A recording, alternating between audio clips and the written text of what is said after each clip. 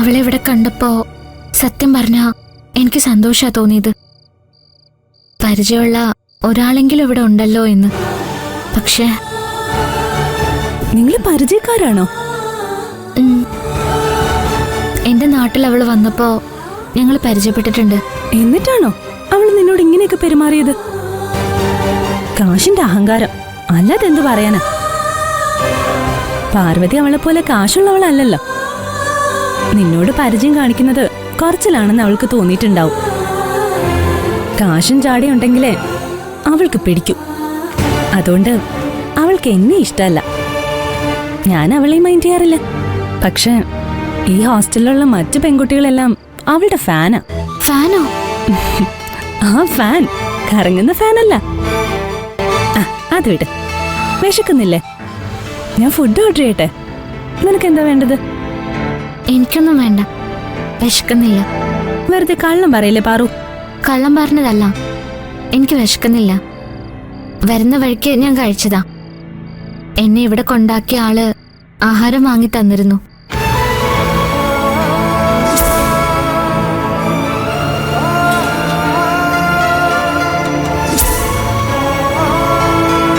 എന്ന് കിടക്കാം.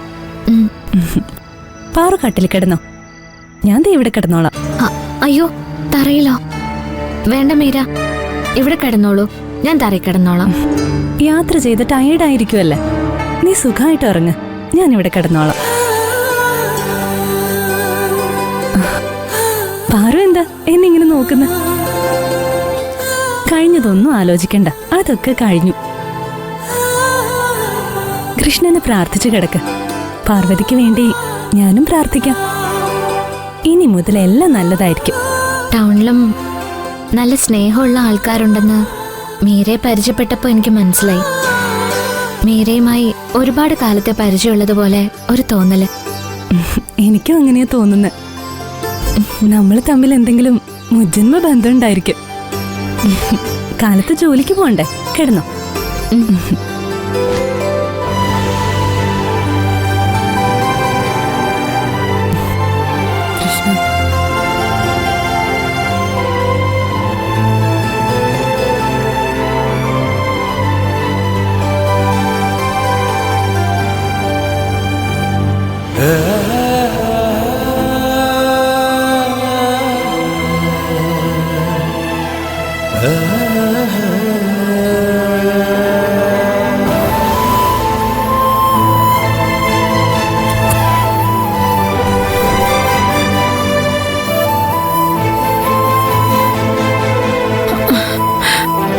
നിങ്ങൾ ഇങ്ങനെ അങ്ങോട്ടും ഇങ്ങോട്ടും നടക്കാതെ അവളെ ഒന്ന് വിളിച്ചു നോക്ക്.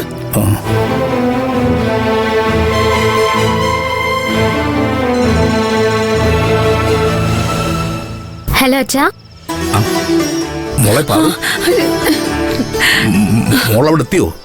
എത്തിയച്ചാ. എത്തിയിട്ട് കുറച്ചു സമയമായി. വഴിയിൽ ബുദ്ധിമുട്ടൊന്നും ഉണ്ടായില്ലല്ലോ? ഇല്ലച്ചാ, സുഖമായിട്ട് ഇവിടെ എത്തി. മോളെ ഞാൻ എത്ര തവണ വിളിച്ചെന്നറിയാമോ? ഉച്ച മുതൽ ശ്രമിക്കുന്നതാ. വിളിക്കുമ്പോഴൊക്കെ സ്വിച്ച് ഓഫ് എന്നാ പറയുന്നേ. ഞങ്ങളൊക്കെ ഇവിടെ പേടിച്ചിരിക്കുക. ഞാനും മോടെ അമ്മയും ചേച്ചിയും. അറിയാത്ത നാട്ടിലേക്കല്ലേ മോള് പോയിരിക്കുന്നേ, അതും ഒറ്റയ്ക്ക്.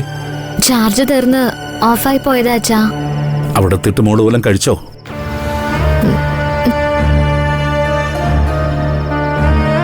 മോളെ, മോളെന്തൊന്നും പറയാത്തെ?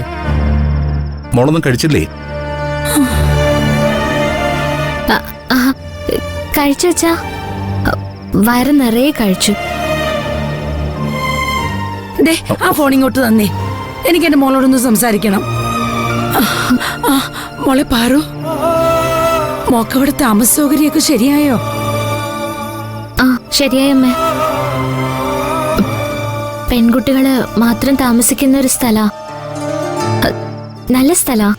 അറിയാത്ത നാടാ, അറിയാത്ത ആൾക്കാരാ. നല്ല ശ്രദ്ധ വേണം. അമ്മ പറയുന്നത് മോക്ക് മനസ്സിലാവുന്നുണ്ടോ? ഇവിടെ പേടിക്കാനൊന്നുമില്ല അമ്മേ, എല്ലാം നല്ല ആൾക്കാരാ.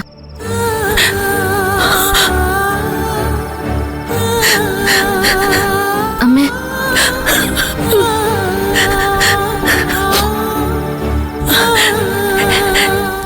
കണ്ണുമായിട്ട് ഇവിടുന്ന് ഇറങ്ങിപ്പോകുന്ന മോളുടെ മുഖമാ അമ്മയുടെ മനസ്സിൽ. ആ കാഴ്ച മനസ്സിൽ നിന്ന് പോകുന്നില്ല മോളെ. കരയില്ലമ്മേ. അമ്മ ഇങ്ങനെ കരഞ്ഞ അവൾക്ക് അവിടെ എന്ത് സമാധാനം ഉണ്ടാവുക? അവളെ സങ്കടപ്പെടുത്താതെ അമ്മ ഫോണിങ് തന്നെ.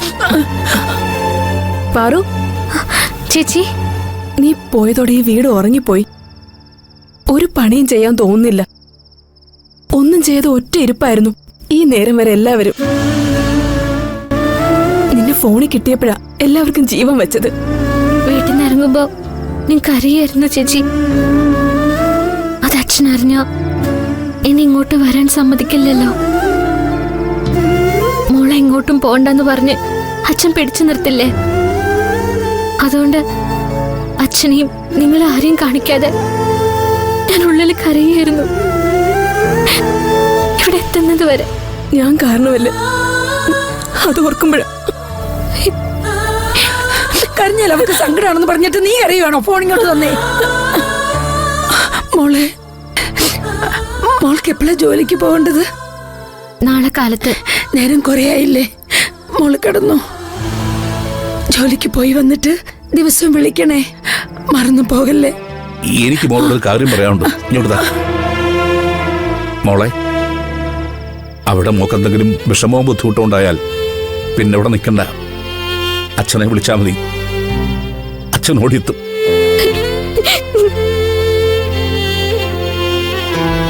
അച്ഛൻ വന്ന് മോളെ ഇങ്ങോട്ട് കൂട്ടിക്കൊണ്ട് വന്നോളാം. മോളവിടെ ഒറ്റയ്ക്കാണെന്ന സങ്കടമൊന്നും വേണ്ട. അച്ഛൻ്റെ അമ്മയുടെയും ചേച്ചിയുടെ മനസ്സ് മോടെ കൂടെ തന്നെ ഉണ്ട്.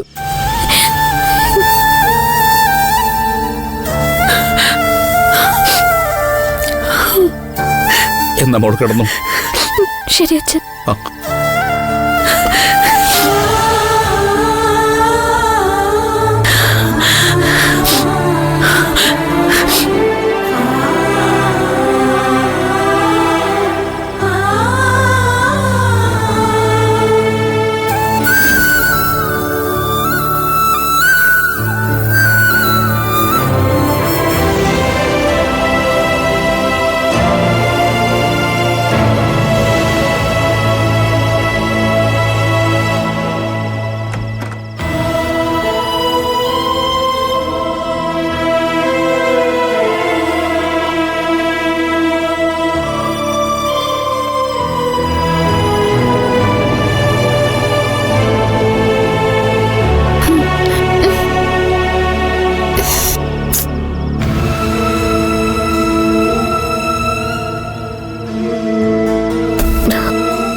ഛെ.